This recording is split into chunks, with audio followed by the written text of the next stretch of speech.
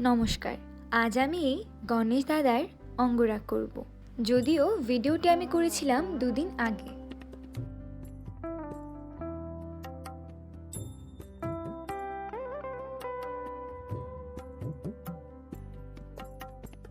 বৃহস্পতিবার রাতে আমার দাদা একটা দোকান থেকে এই বিগ্রহটা নিয়ে এসেছিল।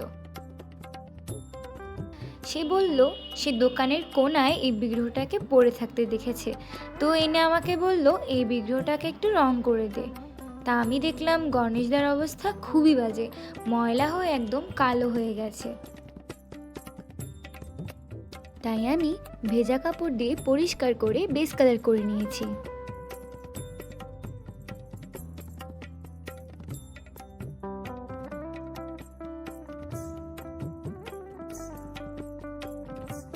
আজ আমি এই অ্যাক্রিলিক পেইন্টটা ইউজ করব। এটা খুবই ভালো এবং কালার করার কিছুক্ষণের মধ্যে শুকিয়ে যায়। যেহেতু আমি বিগ্রহ কালার করব, সেহেতু তাড়াতাড়ি শুকিয়ে যাওয়াটা আমার কাছে বেশি ইম্পর্ট্যান্ট। প্রথমে আমি বুঝতে পারছিলাম না যে কোন কালারটা ধুতিতে করব। পরে অনেক ভাবনা চিন্তার পরে রেড কালার করলাম।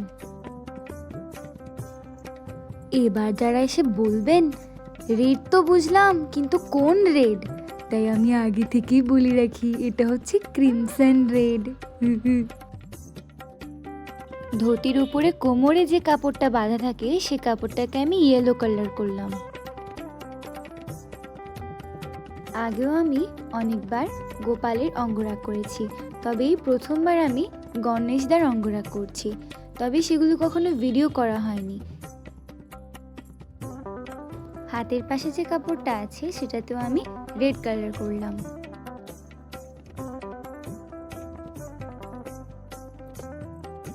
ব্যাকগ্রাউন্ডে মুকুটের পেছনে ভাবছিলাম ব্লু কালার করব, পরে ভাবলাম দেখতে যদি বাজে লাগে তাই গ্রিন কালার করলাম। হি হি।